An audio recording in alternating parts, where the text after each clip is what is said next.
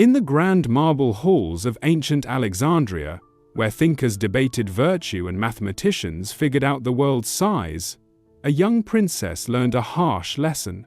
Power didn't come from being wise or good, it came from surviving horrible experiences.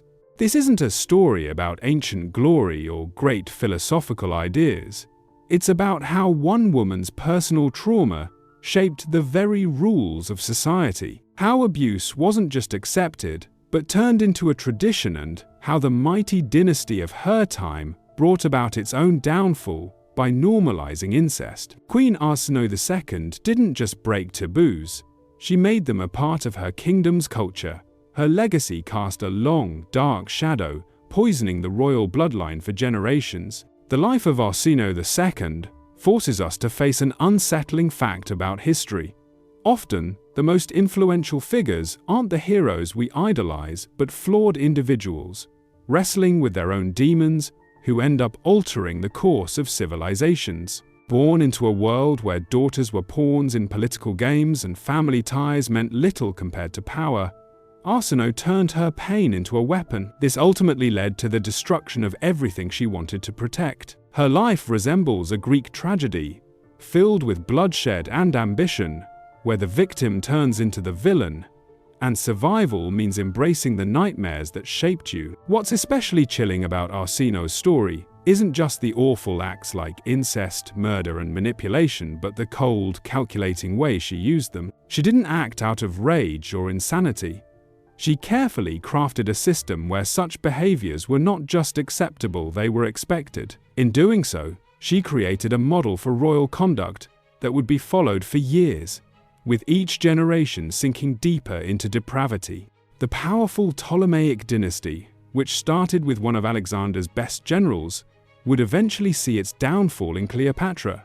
Her name is linked to both seduction and ruin.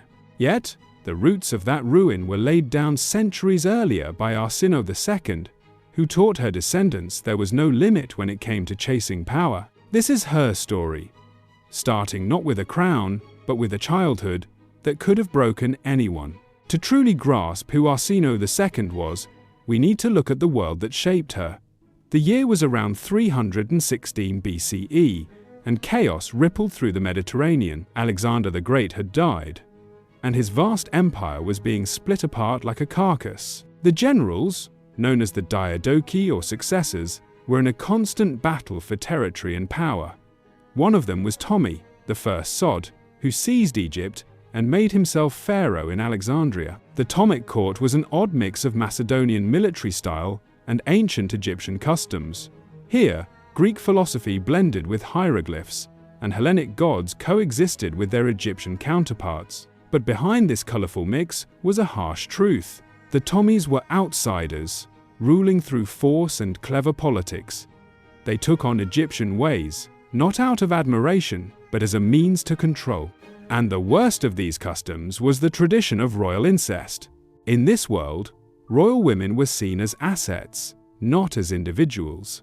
They were married off to secure political alliances, discarded if those alliances fell apart, or kept close to keep rivals at bay. Daughters were especially valued because their royal blood could legitimize anyone looking to take the throne. This created a twisted mindset where fathers viewed their daughters as tools or threats instead of children to protect. Aenetet was born into this toxic life as one of Ptolemy's daughters with his wife Bernice. From a young age, she witnessed the brutal reality of court life executions, poisonings, and constant scheming for power. But the most shaping experiences for her involved private horrors that historians today are just starting to recognize. Ancient accounts speak vaguely of Ptolemy I's inappropriate affection for his daughters, using euphemisms that barely hid the ugly truth.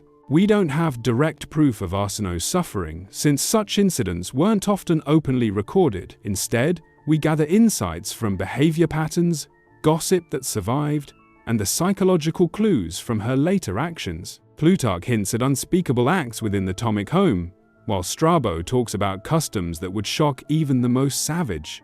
These historians had access to court records and testimonials that are now gone. What we do know is that Arsinoe's first marriage, arranged when she was just 15, was to Lysimachus, a man old enough to be her grandfather and a fellow general of her father's. What should have been a way out of her father's house turned into another prison.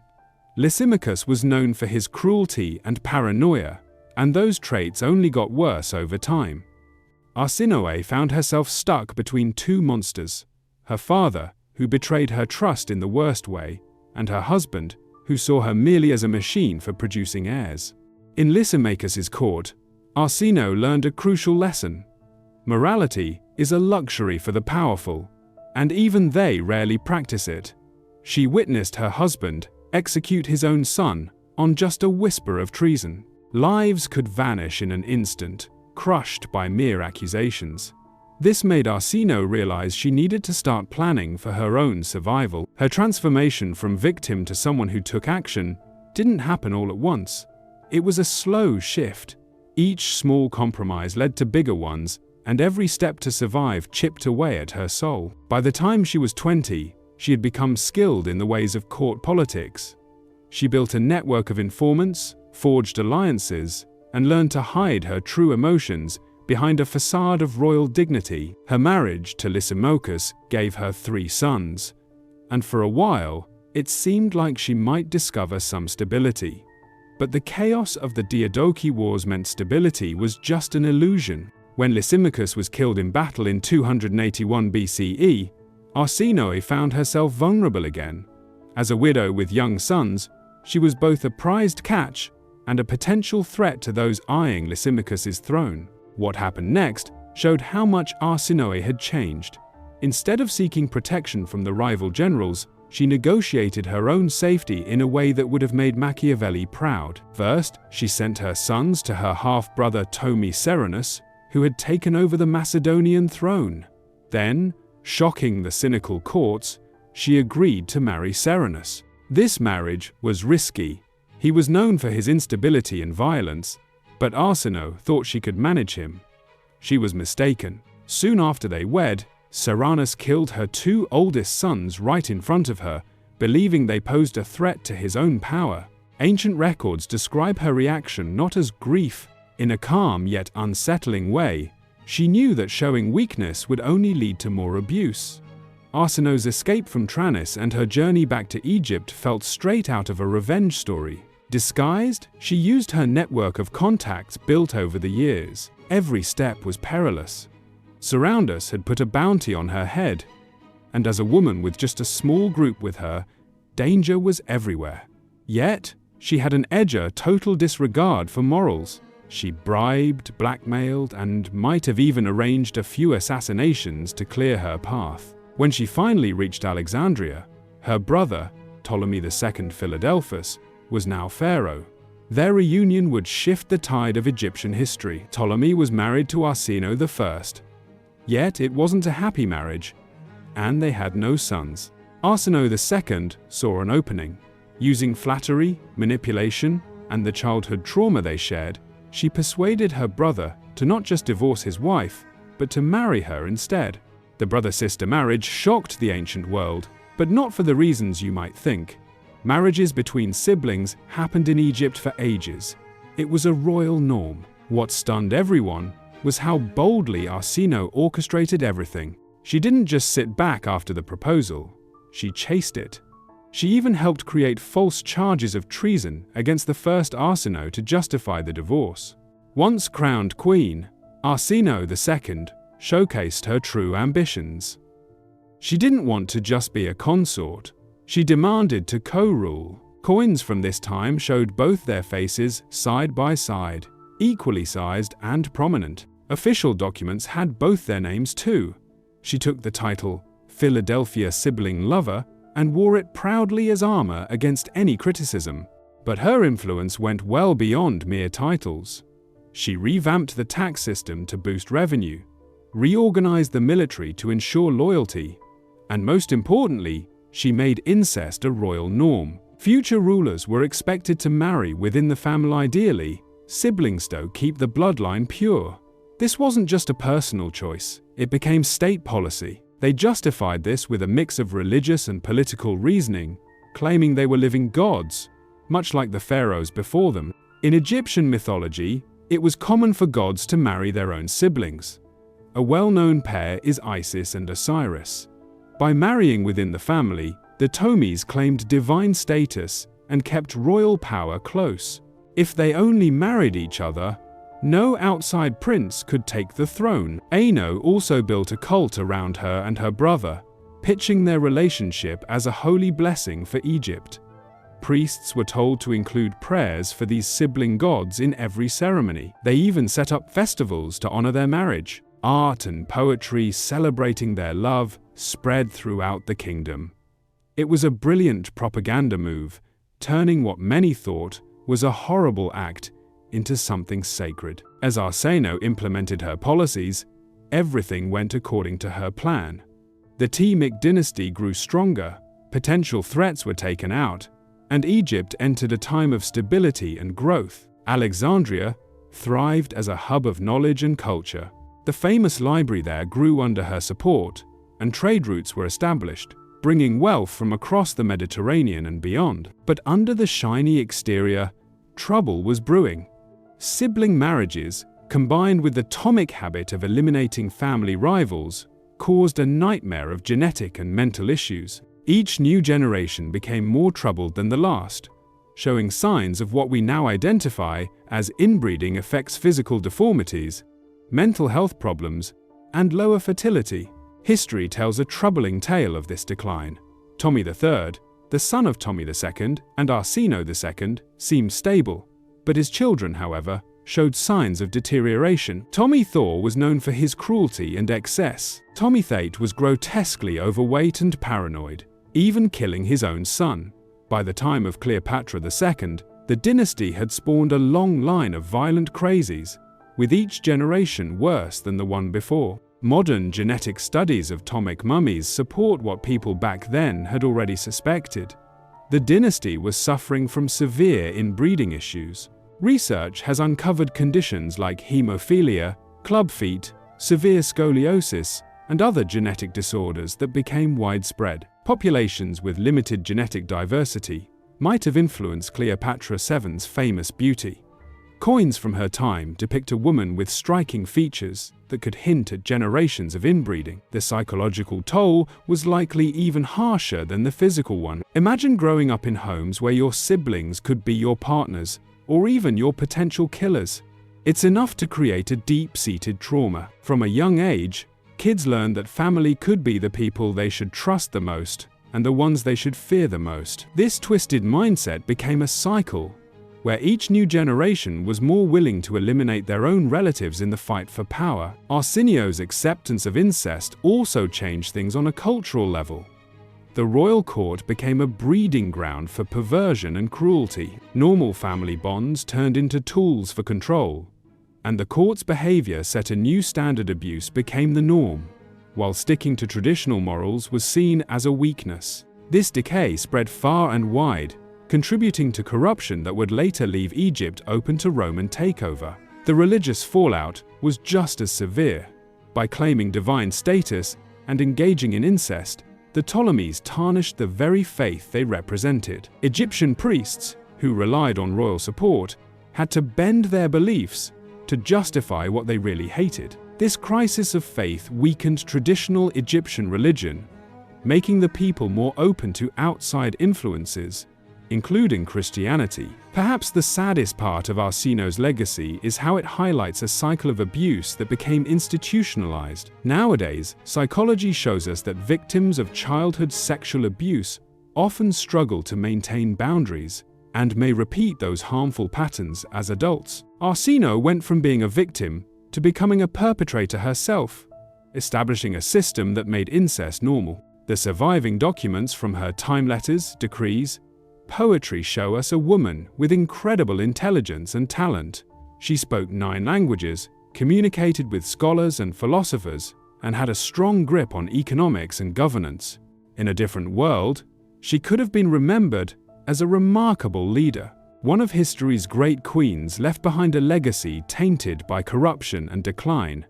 A particularly haunting piece of history is a letter she wrote late in her life to a female relative, possibly a niece. In this letter, she shares advice on navigating court life, including a chilling line: "Love and trust are luxuries we cannot afford. Even family, especially family, must be managed carefully." This is a glimpse into the mind of a woman who learned that to survive, she had to let go of basic human connections. In her final years, Arsinoe grew increasingly isolated.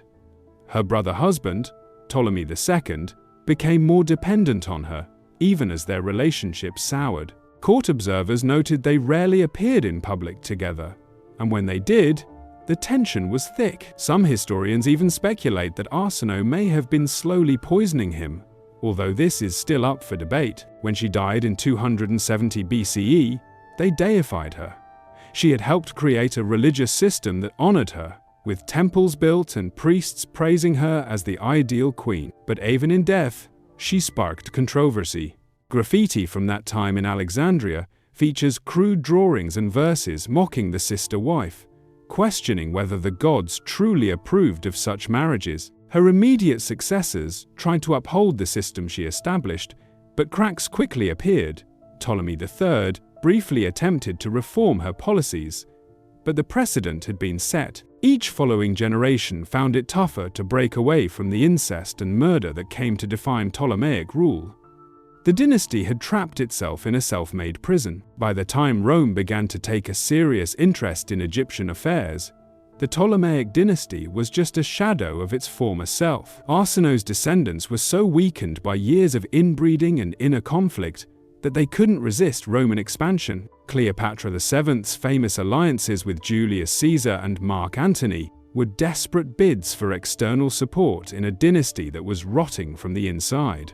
The fall of Cleopatra and the end of Ptolemaic rule in 30 BCE marked the end of Arsinoe's experiment with institutionalized incest. The damage, however, had been done. Egypt, once the jewel of the Mediterranean, was weakened by 3 centuries of misrule. Once a land known for groundbreaking achievements in math, medicine, and impressive structures, it now tells a grim story about the dangers of absolute power twisted by personal pain. Modern historians looking into Arsinoe II face a tricky dilemma. How do we judge someone who was both a victim and a wrongdoer? There's no denying she went through unimaginable abuse in her early years.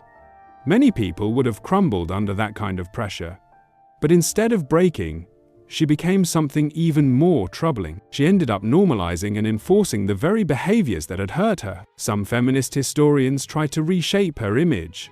They argue she was just a woman trying to navigate a harsh, male-dominated world. They highlight her limited choices and her remarkable strength in a time when women had little say. This view has its points, but it risks downplaying the real harm her decisions caused to many others, including future generations of women. Other scholars look at Arsinoe to show how personal trauma can affect political systems.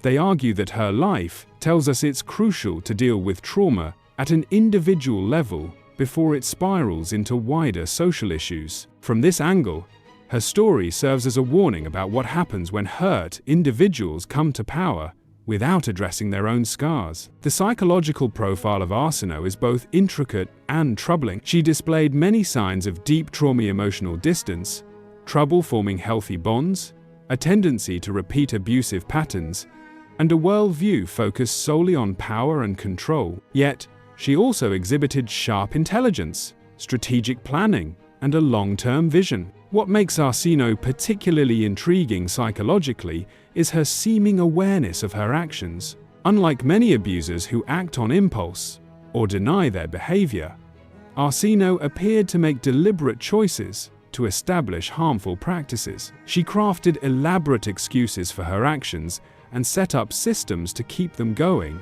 even after her death. That insight into herself makes her choices even more unsettling. The story of Arsinoe II goes far beyond just her reign. Her story sheds light on how personal pain can shape political power. Today's dictators, who often build cults around themselves, blur the lines of morality and promote violence. Surprisingly, their actions echo those of Arsinoe. While the details may vary, the core idea remains: using state power to normalize personal trauma. In current talks about generational trauma, Arsinoe's tale serves as a historical example. It shows us how the patterns of abuse can spread beyond just families, extending into entire political systems. The Timik dynasty illustrates how institutions can carry and even amplify the traumas of their founders, creating cycles of hurt that can last for centuries. Arsinoe II's story challenges us to face tough questions about being a victim, having power, and taking responsibility. Can someone who was abused be fully blamed for passing on that abuse? How do we avoid making victims into perpetrators? And, perhaps most unsettling, what does it reveal about us when someone turns their own suffering into a system that inflicts pain on many others?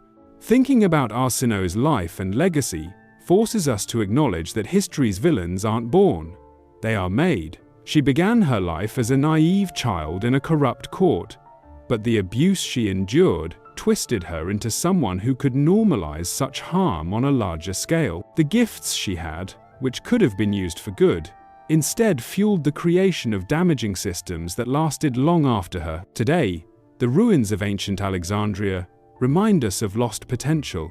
This was once a vibrant city, home to the greatest library in the world, and brilliant mathematicians and astronomers whose work still matters today. But it fell into decline, in part due to the toxic practices set in motion by Arsinoe II. Visitors strolling through these ruins often don't realize they're witnessing remnants of a deep psychological tragedy unfolding over centuries. Ultimately, Queen Arsinoe II's story isn't just about the past. It highlights our ability to both endure and destroy. It serves as a reminder that unaddressed trauma doesn't just fade away, it transforms into something else entirely. It changes and takes on new forms. In Arsinoe's case, it became part of the very framework of power. This created cycles of harm that can last for generations. Her story is a warning. Those who are abused can become abusers. Victims can turn into perpetrators. And when personal pain mixes with political power, it can reshape whole societies. The Timik dynasty didn't collapse from outside attacks. It fell apart because it had been suffering from within for ages, tainted by the deep trauma of its most powerful queen. As we wrap up this dark chapter in history, we're left with a chilling thought. Arsinoe achieved exactly what she wanted. She survived. She gained power. She made sure her policies would live on after her. By any measure she cared about, she was successful. The fact that this success came at the expense of countless lives, ultimately leading to her own dynasty's downfall, might not have troubled her. She learned early on that to survive, you often have to sacrifice everything else, even the future.